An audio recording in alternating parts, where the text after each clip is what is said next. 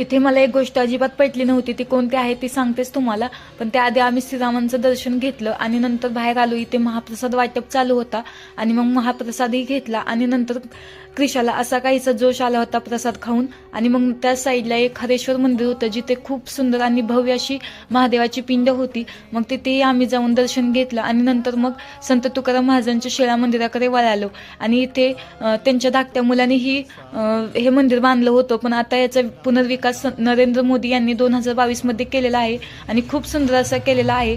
आणि मग बाहेर आल्यानंतर मंदिराच्या अंगणातला असा काहीसा परिसर होता. आणि इथे खूप मोठं तुळशी वृंदावन वगैरे आहे. आणि नंतर मग आम्ही पालखीचं दर्शन घेण्यासाठी निघालो आणि इथून आतमध्ये गेल्यानंतर आपल्याला पालखीचं दर्शन मिळतं. आणि संत तुकाराम महाराजांची बीज असेल त्यावेळेस ह्या पालखीमधूनच संत तुकाराम महाराजांना पंढरपूरला नेलं जातं.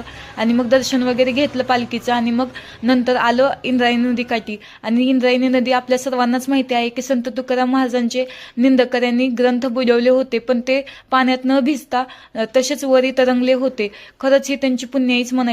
आणि पण मला इथली हीच गोष्ट आवडली नव्हती की आता सर्वजण इथे पोहतात, कपडे धुतात. पण असो, मग नंतर आम्ही संत तुकाराम महाराजांचं वैकुंठ गमन स्थानाकडे जायला निघालो. तर चला मग भेटूया नेक्स्ट ब्लॉगमध्ये. तोपर्यंत सबस्क्राईब करायलाही विसरू नका आणि व्हिडिओ आवडला असेल तर नक्की लाईक करा. बाय.